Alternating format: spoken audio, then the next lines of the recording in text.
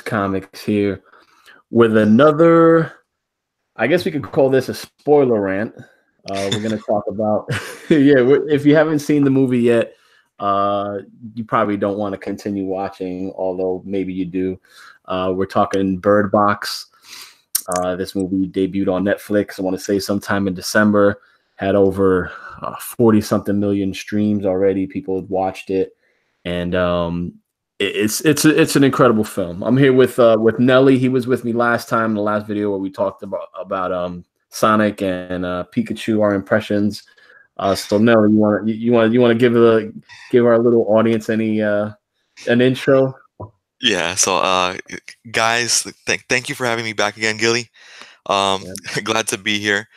And yeah, I mean, let's just jump into the Bird Box, and let me tell you that this one Yeah, was a surprise. It was a big surprise, in my opinion. yeah.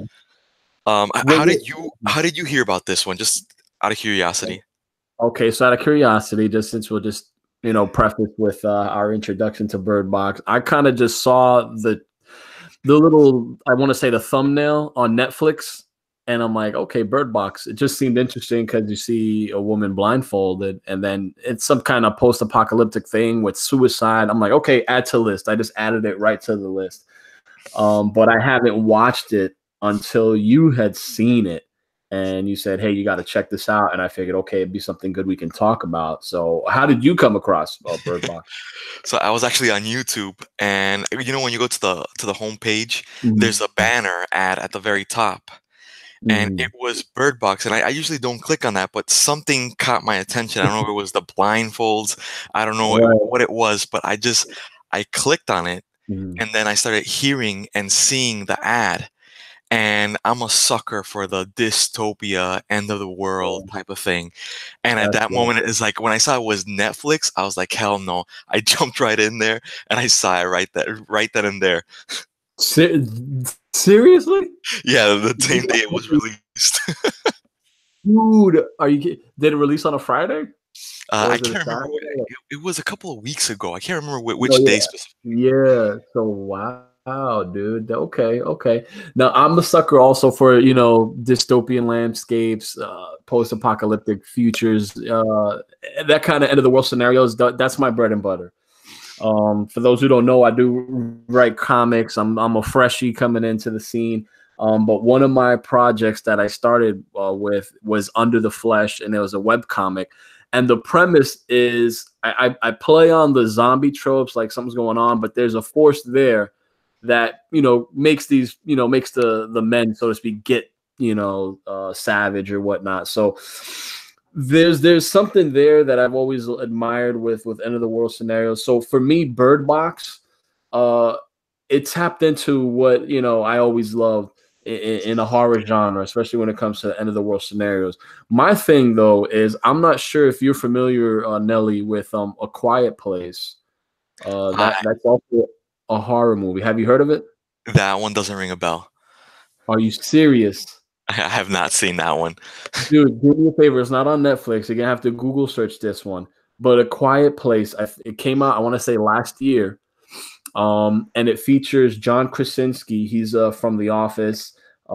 He also has a show right now on Amazon Prime. It's like I can't even remember, Jack Ryan or something like that. Forgive me if I'm even saying that wrong. But anyway, he directed it. And I know if you see an image of John Krasinski, you don't know who the heck it is. He's Jim from The Office. But anyway, the premise in A Quiet Place is that it's also kind of post-apocalyptic. It's like the end of the world, and these creatures that are driven by sound have literally like wiped out mankind, and you only got these pockets of survivors that are literally trying to survive. And I don't know if you ever seen a trailer, but it's literally like you can't make a noise. Like literally, if you like pass gas and it's a whisper, like the creatures will like just jump on you. Have you seen anything like that in the trailer? So I have not, but I'm glad that you mentioned it. You're gonna laugh about this. Yeah. I saw it was a Saturday Night Live skit, and it was Okay. it was based on this because they were like in the middle of a cornfield, and Okay. somebody Yeah, that's was reading what Trump was tweeting, and they just kept sighing in shock or whatever, and then they just kept getting killed. It was hilarious. But now that you mentioned the I premise, haven't seen that skit. Oh I wow, that's hilarious. yes. So if you have a chance, look up that Saturday Night skit. It's Wow. hilarious. But yeah, so then I Okay. definitely want to Yeah. watch that. So, dude, we got to set up a time. Maybe next time we hang out or something. I got it on Blu-ray because like I said, I'm a sucker for these type of horror movies. And that is also worthy of maybe a discussion. Me and you, doing a show on that just to talk about it. But definitely got to check it out. But the reason why I bring up A Quiet Place is because I'm not going to throw any spoilers there. You already know the premise, so I couldn't help but think of The Quiet Place. Almost instinctively the moment I saw Bird Box. And I know Bird Box was based on a book. I think it's some dude, Mallerman. He wrote it in 2014. And I mean, and then hey, it gets a Netflix movie. I mean, like Netflix are buying up the rights to these, lesser known properties or whatnot, but making them into movies. And I couldn't. I mean, even though this book came out before A Quiet Place, and A Quiet Place wasn't based on a book, to my knowledge, I think A Quiet Place is just something that they just hammed out, and like, hey, we'll just make a story, and that seems like it'd be good for film, and that's Yeah, kind of how A Quiet Place came about. So the idea of Bird Box was around 2014. It just goes to show you how similar concepts are always being made. yeah, But I think like with the success of A Quiet Place, dude, on Rotten Tomatoes, I believe it's like 90 something percent. So well, that goes to show you that A Quiet Place, it hit that chord, like, hey, something fresh and yeah, horror, something different. So with Bird Box and the whole blindfold, I'm like, okay, now you can't make, with A Quiet Place, you can't make a sound. Now with Bird Box, you can't look. So yeah, like I said, in the outset, I was already not convinced that I was gonna like this movie. I'm just being honest. Like, okay, I added it to my list on, the little log line about the movie.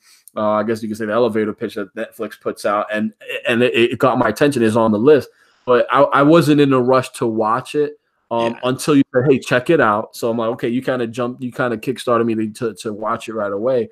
But I yeah. gotta say, even with the knowledge of A Quiet Place and watching it, like literally within 2-3 minutes into the film, like I had my qualms. But then I'm like, you know what? Like I got lost into the story, and I gotta admit, like I overall enjoyed it. Yes. Although I could, okay, we'll talk about that. But although I could, nitpick to the point where I could see how Let me it's a little lackluster. But I'll jump on. What do you think? let me just say that the thing that when I watched the ad on YouTube that caught my attention, I had to watch it right away, was the Mm-hmm. whole concept of people killing themselves, the suicide aspect to it. Mm-hmm. And it reminded me of that. I mean, I hadn't seen A Quiet Place, but the M. Night Shyamalan movie. I don't know if you remember. Mm-hmm. I don't remember the name of that movie, but it was the one Mm-hmm. where people were killing themselves left and right, and it turned out that it was the plants. Oh, The we're so plants were stupid. Yeah, secreting some kind of yeah. poison that. That's the happening. The happening. Yeah, so that's Yeah, the movie that I I'm remind gonna me. So say, that's why I jumped in and watched it. yeah. But let me tell you, the reason why it was so good, the concept is great, but the execution needs to be there. And let's be honest, there are some Netflix movies that are garbage, and there's some big names out there, like mostly Adam Sandler, that have Uh-huh. released some garbage movies. Right. Bird Box was it has a good cast. If you look at the characters in there, I mean the old woman, John Malkovich, always being the asshole, Yeah. even the gay guy, and all the characters that were in the house at the very beginning, they all have like a certain quality. And if you listen, and once again, the movie really focuses on the fact that you need to listen. And I got to see, I saw the movie twice, and then the first time I just watched it like right away. The second time I watched it with headphones in Mhm. stereo, and you capture the music better, and you capture the left and right a little bit differently. And let me tell you that the music, the eerie sounds, it Mhm. was masterfully placed. The Mhm. characters with their acting, I mean, there were some spots that was a little bit rough, but even the Charlie, the the geek that just was writing I the love novel, Tyler, yeah, he's from the the, dude from the Get Out, yeah. it's like they chose the right guy with the Mhm. right tone of voice, with the right way of speaking, and then it's like everything just fit in so well Mhm. that you got to give it.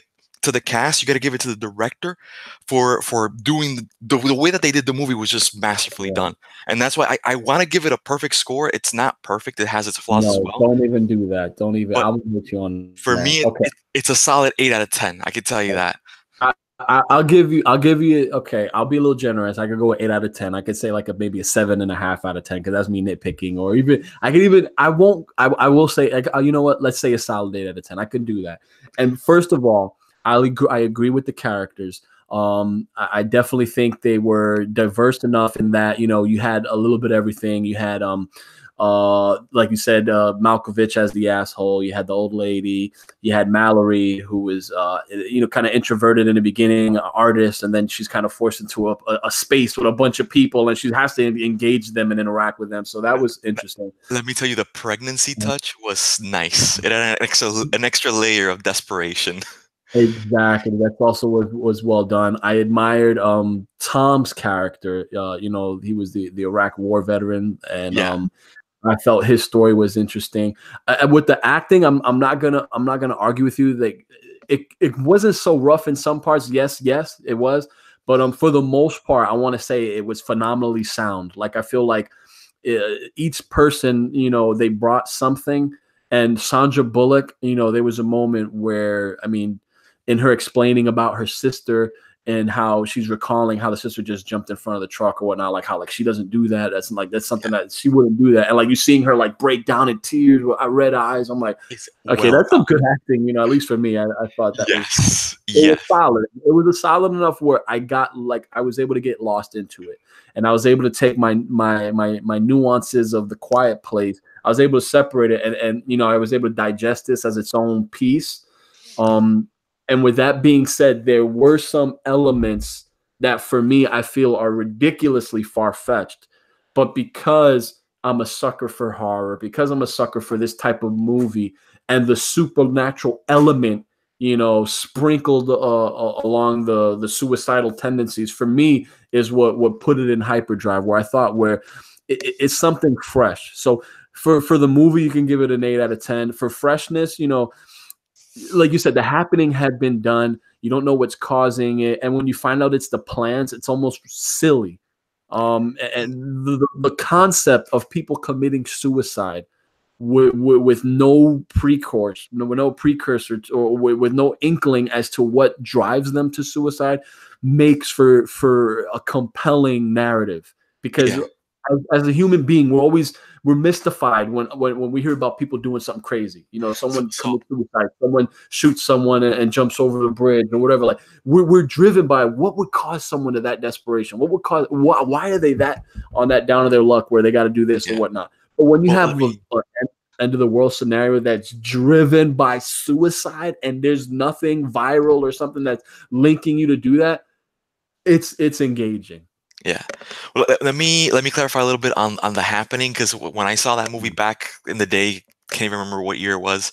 I was excited, and I Googled a little bit as to where he got the idea and everything.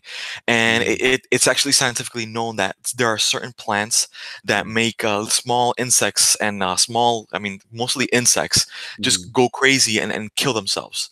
So that's where he got the whole concept and idea. He just exaggerated that. Now, with the Bird Box, again, it caught my attention, so I researched it a little bit.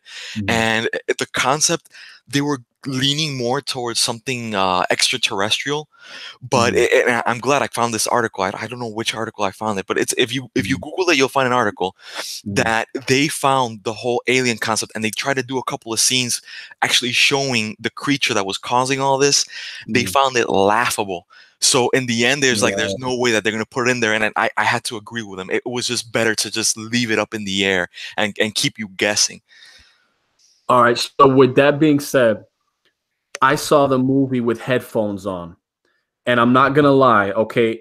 It creeped me the hell out because you hear the whispering, you see the shadows, like you say, they're categorically placed, or they're carefully placed at certain parts of the film that drive the suspense.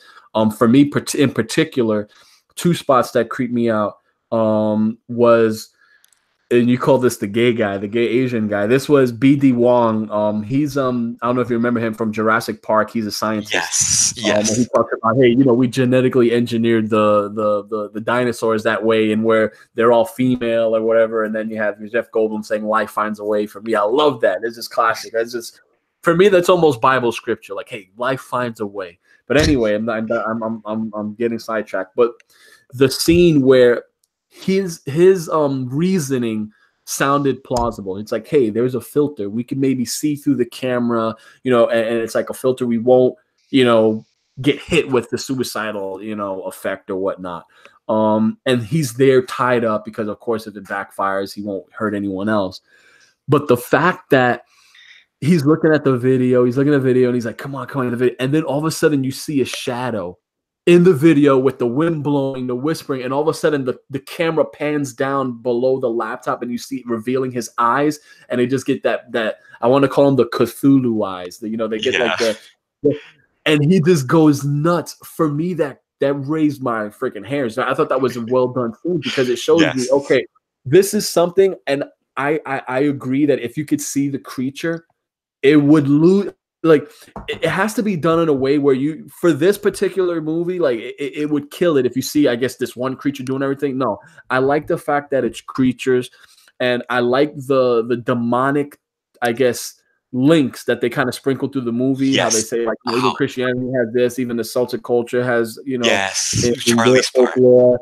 Yeah, it was Charlie. So that, like, I like how they did that. So for me, not showing the creatures also made it hit more. It almost it created more fear. It resonated within us as the viewers.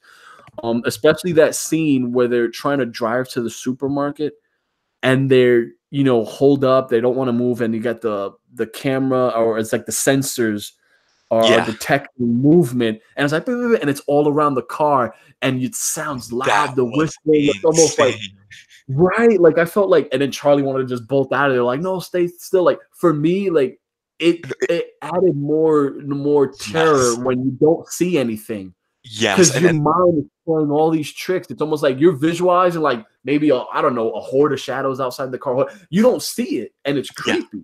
So I think the effect is better. So when the whole boat going down the river, that they're just going without seeing, and then they're driving without seeing, and the thing is that what's already freaking you out is that they're running over dead bodies. Like, oh, a speed bump my ass. You're going over a dead body. But you know that Tom knew they weren't speed bumps. He's trying to calm it down because you see the look on his face. I don't know if you caught that. He's like, yeah, it's just a speed bump. It's just a speed bump. You know it's speed, but he just doesn't want to freak them out anymore. But it adds to the suspense, to the terror element, and I just feel that one of my favorite parts, I'll try to pull it up here. Okay, I love this image so much, is when they had later in the movie, I think it was Olympia. She was a pregnant lady. Oh, and she yes. let a stranger in, right? And I thought it was brilliant how the stranger's kind of explaining that there's people that can not, get hit with this effect, like it doesn't affect them, they're immune. It's not so much immune. It has like the opposite effect. It's like they become obsessed and they want to show the world type of thing. Well, yeah, but like, okay, piggybacking on that, if you remember the scene with the river, and there was that guy that says, come here, like, I can help you, yada yada yada, and Sandra Bullock takes her gun out, Mallory takes her gun out, and she shoots her and they engage, and he's like, I just want you to see. And his eyes were jacked up. Yeah. There's some that got affected that way. With Charlie, when they were in the supermarket and he heard his fish hands, his friend, please. That was creepy. And to the point where he wanted them to see. He was trying to get in. So he also, I don't really remember the eyes, but he had that same kind of behavior like the dude from the river. Yes. And for me, it sucked that Charlie died, and I get that it was a good way for him to go, and that it was valiant, it was brave. He saved the rest of the crew, but it's like, dude, man, he seems like the kind of dude. He seemed like the kind of guy that must have saw WWE in his lifetime. And he could have just ran into a front drop kick and just knocked Fish Hands back in that, the little the ice box, and they could have closed him off and be safe. He literally just tackled him. I'm like, Yeah. dude, you could have just drop kicked him, and with the momentum, because Charlie's a big dude, he would have just he would have flew into that ice box and he would have saved himself. But that's just me being, just a little Yeah. extra, But and then the fish hands literally, stabbed stabbed Charlie to death. You saw the blood drip out.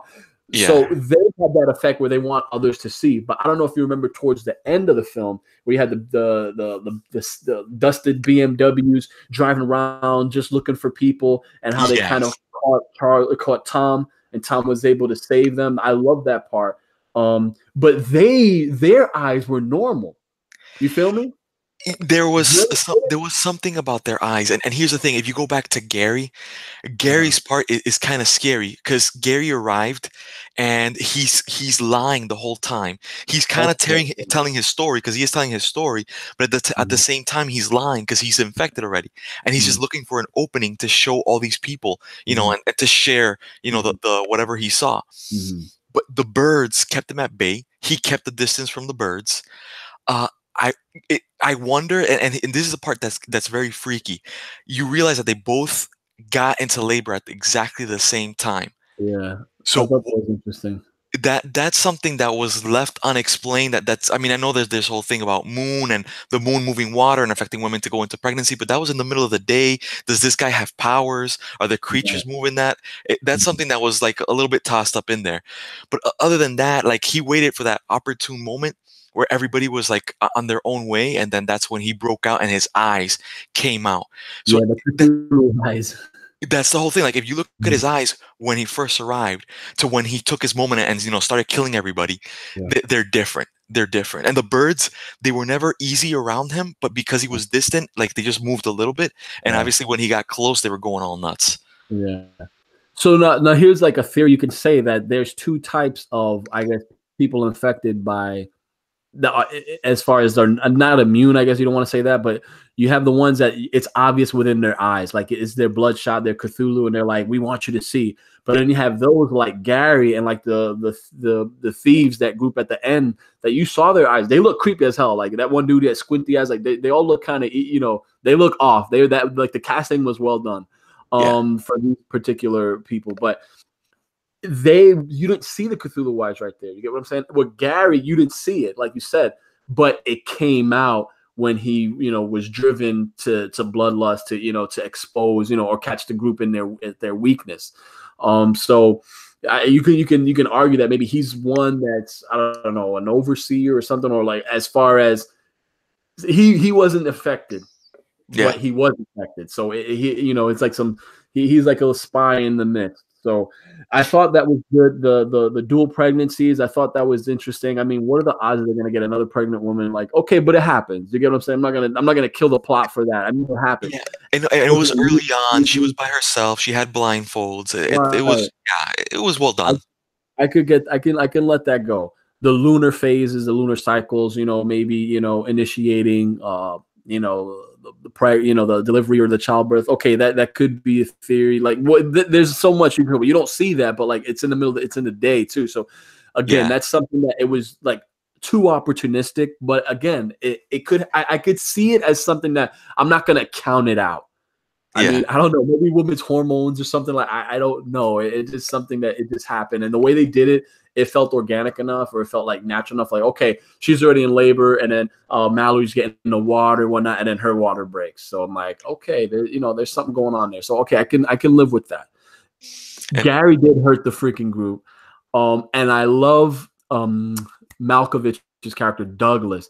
As much as he was an asshole, I'm gonna tell you, he definitely was an asshole. But he had his moments where he cared about his wife, his third wife anyway, because he talks about how she was the one that turned the charm. So you see this light side of him. Also in the car, when they were getting tormented by the evil spirits, there was a moment like before they would even drive, like before when they're about to drive out, he did the crucifix, the sign of the cross. Like, so like, okay, maybe he's not religious, but at the same time, when push comes to shove, or in a situation where you're uncertain, he'll lean to like a higher power. So in that instance, that it reveals something about his character. So he was a douchebag, but at the same time, he reminded me, like, if we want to go to The Walking Dead, he reminded me of like Shane, like, who was willing to do like just what was realistic just to keep the group safe.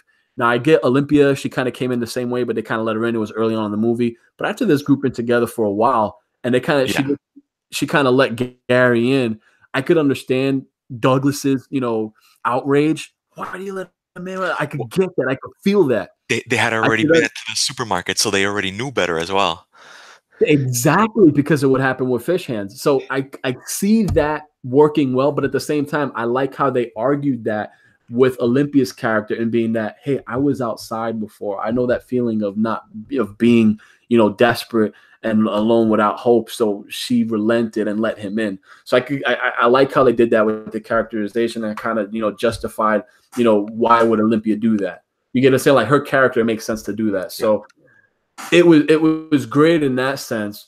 But again, it just shows you how in these type of stories, like you have these dimensions with characters where, sometimes the most harshest thing to do is what needs to be done, but also human nature. Like, hey, we can't do this. Hey, we can't do that. And who are the one they put away? Who are the one they separated in the garage and closed off to everyone? The one who was actually correct in that manner, even though it didn't seem that way. But again, that just goes to show you the semi-brilliance or the brilliance of Bird Box and its characters. And at the end, it was John Malkovich that saved, Mallory and the two babies. So exactly, he was able to get out. His death was painful for me. I kind of didn't want to see him go, but the way he went, I think it was fitting. I love how it seemed like Tom was gonna get offed with that shotgun. But I felt like, okay, like he's a military guy. Even though he's struggling, like I felt like he'd overcome, and he did overcome. I just wish we could have seen that. No, it added. No, don't worry. The simplicity with Bird Box and how it doesn't show too much gore at parts, although it could show disturbing images, like in the beginning of the movie with the lady on the cell phone. She's like in a red sweater, and then all of a sudden she's just banging her head. Like I just thought that was and the third wife just sitting in the car on fire. Yes, like so they had their moments. Her sister walking in front of the truck, getting splattered. So they picked their elements of gore carefully. So the not showing the shotgun scene, it was nice. I think it added it because she's under the covers, like no, just no, and I'm like I'm telling my wife when we're watching, I'm like, okay, that's Tom. Like I know it's not Gary, like it's Tom, and then it was him. And I like how they even with Tom's character, how he talked about the dude in Iraq that would walk his kids to school through the warfare and everything. It for me, it's almost like if you think about them walking with blindfolds through like this hectic world, but they're on their mission. And like how the dad, bringing his kids to school through the warfare in Iraq at the time, and then he gives them that that little was it like that the necklace or something that was like a fake that he gave him, and how like Tom's also explaining how he still feels like the guy's still walking around, like kind of like it just shows you how life in this world they're still going to be kind of walking around in that way. But also how his sister had 4 kids and he felt like the belly was calming. He kind of threw that out there, and then you see, and he had the hots for Mallory. No, for sure, but I love how they explored that dynamic. Like she's like, just because it's the end of the world. He's like, well, maybe. Like they played on that very well, and I felt like their development into like a relationship and into a love relationship. I felt like it was natural. It didn't seem contrived. It didn't seem like it was like this is where I pride the acting in the movie, where I say it's phenomenally sound, because for me it was believable. There's sometimes you see movies and you see a couple rush together as a couple, or you kind of see them already build as a boyfriend and girlfriend, but you don't see the connection, you don't feel the chemistry. With their dynamic, I felt like you felt the chemistry. Yes. You saw the build-up and how they were raising the kids. Like you could even see them as like a husband-wife type. Yes. Where he's like, they need to have something to hope in. They need to have something to believe in, because at the end of the day, if you're human or not, like you can't live even in this world, you still need to believe that there's something, because what are you living for? In that case, just take your damn blindfold off and accept your fate. But he's like the kids, and especially as kids, you need to believe in something. You feel me? So and I like how, go ahead. No, go ahead. So I like how also, but you see Sandra Bullock's character, how she wants to be the protector. She's like, no, they can't know that. They need to understand this. So she names them boy and girl, for Christ's sake. Like, so you see that she cares about them enough to want to keep them safe. And I get that. But at the end of the day, I feel like, man, that might be a little too harsh. But still in that dynamic, you see how after that he comes to the bed, he crawls up, he's like, hey, you know what they saw? I saw some birds, they were flying away. Again, you bring the birds into this, you bring freedom, you bring it was again, it was like, you know, expertly done in my opinion, as far as building that dynamic and exploring, you know, more, you know. How the scenes were organized, the timing, everything was well done. And not only was that couple well done, but let's face it, funny. And I guess I accepted it as happening true, was the junkie and the training, the cup in training. Oh yeah. So the way that it happened, how she was so against him, how she was hot and he didn't care, and then it's the end of the world scenario, and she kind of ends up accepting it, and then they jump into the car and they just disappear together, dude. It was messed up, but for me, it was believable. Oh, dude, totally believable, and I feel like within themselves, learning each other, like they came to the conclusion, like, listen, to survive, we're better off outside. How the hell you figure that? I don't know, but you know they had a game plan. You know it wasn't to just drive away. They must have had something where they feel like, you know, something that was reasonable reason for leaving like that. But it was bad, dude. It was harsh. That was cold blooded. They just left them. I like to think maybe they're doing a food run.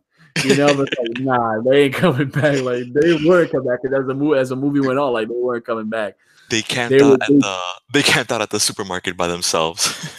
I mean, you know what? And I know, like, again, you know they're gonna milk this. I mean, it did so well. You know, a sequel's inevitable, and I feel like that's the perfect. You could say, I think that's a perfect setup for a sequel. At least you could explore these characters mixed into what their story is. Do you want to have them as a main character going? I don't know. If, you know, for me, the universe set up in Bird Box, I think like us already intrigued enough that where we would watch a movie with them, you know, how they went off. But I feel like, you know, they're going to show up in a sequel. I don't think it's going to be following them per se, but I think it makes for a great, you know, sequel anyway, just to see where they ended up and to see what made them, you know, want to ditch the group in hindsight. So that's another dynamic again that could be explored in a sequel. And you know the sequel's coming just because of that. I just feel like that's perfect fodder for a sequel. And the ending was also well done. The whole school of the blind. I thought that was a nice way to seal the deal, you know? Dude, are you kidding me? I couldn't help but think the blind lead the blind. And you know, that's all, dude. That's all I could think is that, you know, you have a situation where you're with blindfolds, you all that, and you have the true blind leading the blind that you get, because that's what it is. I couldn't help but think that it's like you have the blind leading the blind in a world overwrought with these Cthulhu eyes. And I thought, you know, I ain't gonna lie, it got me in the feels a little bit. I had like a tear come down. I'm like, oh man, I guess maybe because I got let's say I'm a dad already. You know, I'm a first time dad. I'm 11 months in as a father, and I'm seeing things more, I guess, sensitive. Jesus, I'm revealing too much about this, but it hit me in the feels, like the end, like with the kids and you see the blind kids, and they're all together. The kids being able to play and being able to witness, you know, that hope unveiled. It hit me, you know. And then of course, you know, Mallory saying, you know, they do have names, you know. Tom, you know, for the boy, and Olympia for the girl. So I thought that was cool. Crazy that she ends up seeing the gyno, you know, the doctor or the obstetrician or whatnot in the end. Crazy. I mean, really, like, you know, who's she gonna meet up with? But yeah, it was a nice touch. But let's try to wrap this up, and we've talked about all the great things about the movie, but now let's face the facts. The movie wasn't perfect. Okay, hold on. Before we kill this part, because I'm ready for that. I just want to touch on a moment that made it for me in the film towards the end was Tom. I told you how much I love his character. And I just felt that him sacrificing himself, and you see that scene with him and the five, you know, the bad people or whatnot, the baddies, where he was able to kill all of them pretty much. The cult. Yeah, the cult. We'll call them the Cthulhu cult. Yeah. They were, you know, that scene to me, it was powerful. It was powerfully gripping. And the reason why I say that is because he's outnumbered. He's overwhelmed. Um, but he has to sacrifice, take the blindfold off to save Mallory and the kids and sacrifice himself. And I kind of read that coming, and I said, what would be epic would be if he takes it off to just finish off the rest of the group and kill himself. Like that's how I kind of predicted it going into the scene, because me being a writer, I'm like, that's how I thought will be fitting for him. And I like how it actually came out that way. But what I did like to touch was how he had the eyes. He was fighting. I don't know if you know, like he's battling. Yes. I like that. Call it the possession, if you will. He's battling that and battling it enough to where he's going to aim it and kill the last cult member, right? And then off himself, he could release. He's at peace. Like for me, I got chills this thing, because for me, I love Tom's character. I didn't want him to die, but again, his way of going out was, it was masterful. So I had to just touch on that scene, and yeah, man, definitely amazing. And that's a good one. So if they do make a sequel, I hope that they show more people fighting the possession somehow. And I was gonna say that when Gary shows the sketch, that is a lot better, and that gives a lot more to the imagination than if they actually would have shown the creature. Yes. I'm like doing the Mr. Burns laugh with the fingers, because for me, the fact that they didn't show the creatures, okay, I can get that, but they played a lot with the shadows. But this part with the sketches for me was the icing, because right with there, I could visualize, I could imagine, these are the creatures we're seeing. There's not just one steady shape. They're a bunch. Yeah. I mean, take it as you will. And you see, like, the one in the middle, it's almost kind of like how the eyes look. You got a tentacle face, the Cthulhu type faces. For me, they're demons, man. I mean, you could say they're aliens too. You could go with that route. And it would work. I would like to think they're demons, dude, and it's just the second coming or something like that. But I love that, and I would kill to have these sketches, at least some of them, just at least one of them framed up in my room. I think they're eerie, they're dark, they just hit you right where it hurts. Yeah. As far as fear factor is concerned, it's just incredible. So yeah, I had to just show that, just to say that it was a brilliant idea to not show the creatures, but show them through these sketches was Which makes you think, why did nobody check Gary's bag? Dude, it's just the rush of things, because remember, Douglas got smashed in the head with a freaking vase.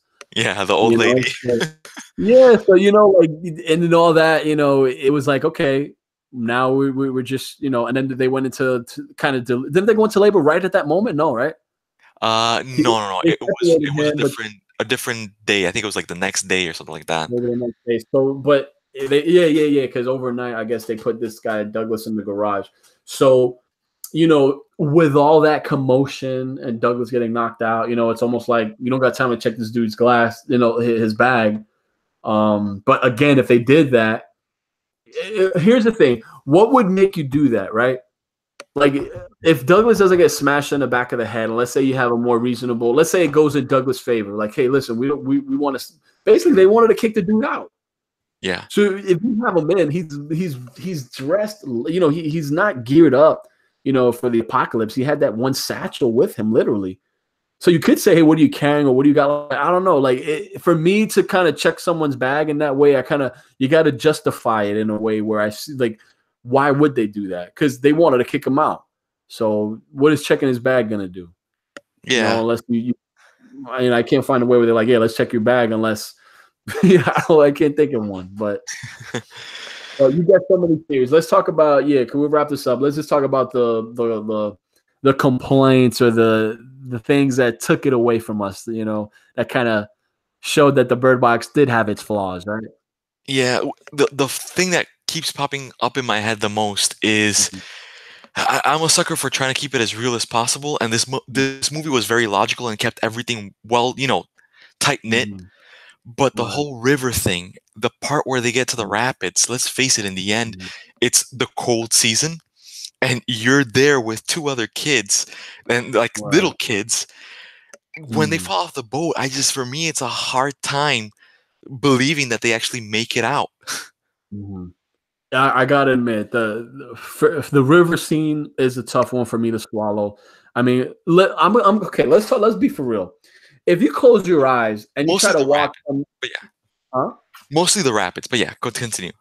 For you, it's mostly the rapids. For me, it's beyond the rapids because for me, if you just right now, if you just try to walk with your eyes closed from your living room to your kitchen, granted, if it's not one room to the next, but if you got to like walk across your house with your blindfold on, you know your house well enough to get by, but still you're gonna when you close your you're walking lopsided, you might bump your shoulder into the wall. When your sight is blocked, it impairs you. It impairs you, man. It impairs you. Try driving. Don't try driving. I'm not gonna lie. I'm guilty of this. I would literally, when I'm driving home, sometimes I'm on the 95 on a stretch where I know there's no cars in front or behind me, and I'll literally close my eyes. It'll be in daylight, and I'm driving, and I'm trying to, and I'll shift my hands back and forth, like to try to keep the car steady. And like after a few seconds, like I open my eyes, I'm already veering off into the other lane.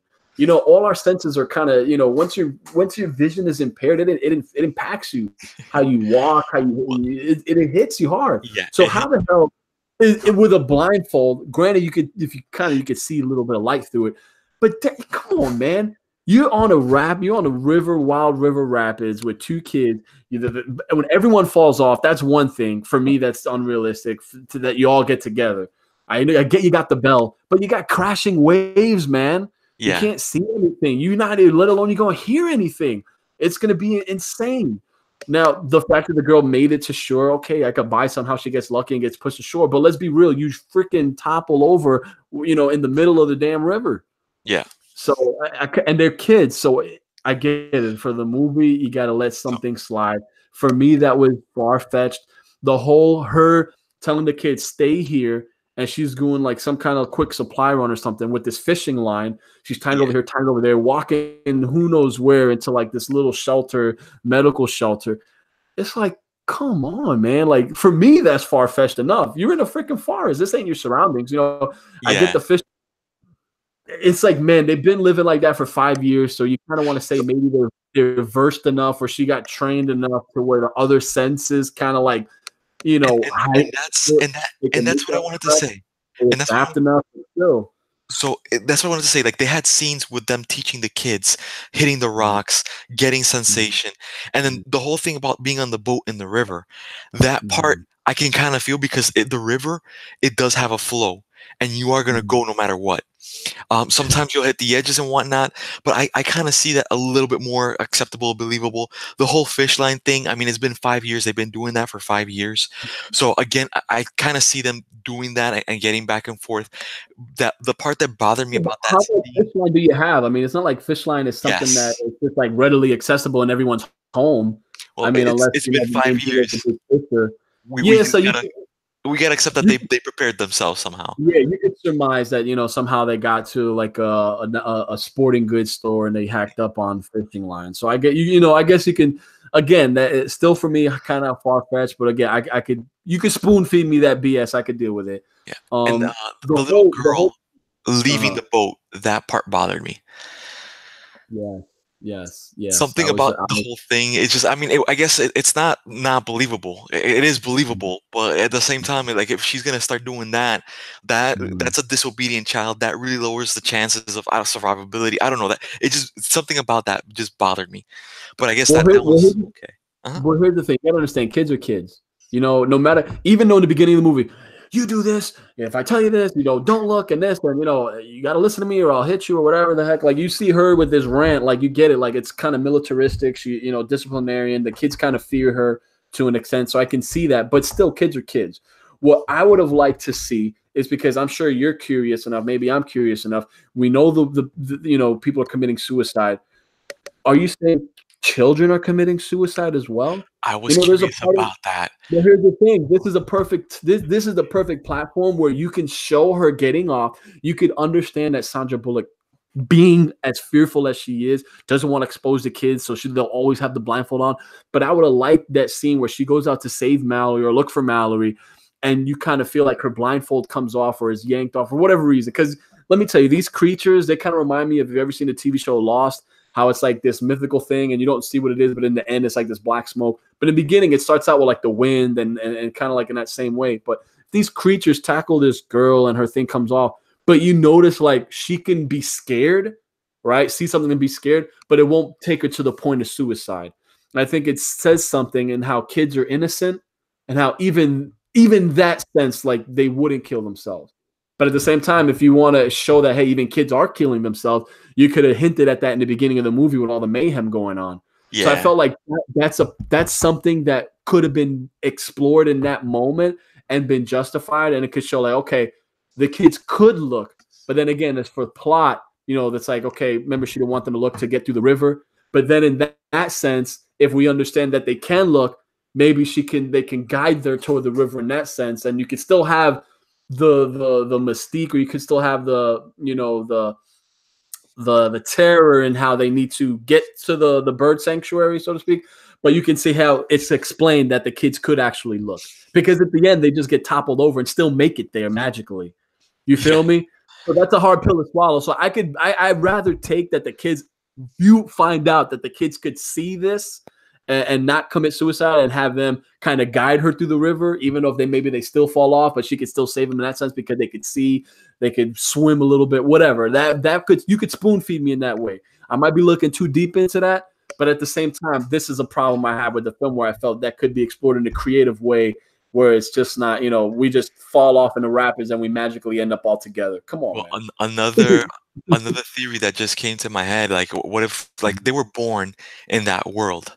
You know, what if like a newborn baby can't do anything, sees it, gets the whole eye thing, but obviously can't kill themselves, can't do anything, and it comes like they kind of become the not the antidote or the cure, or you know, they're not affected by it, and they can continue seeing it as they grow up, and it does nothing to them.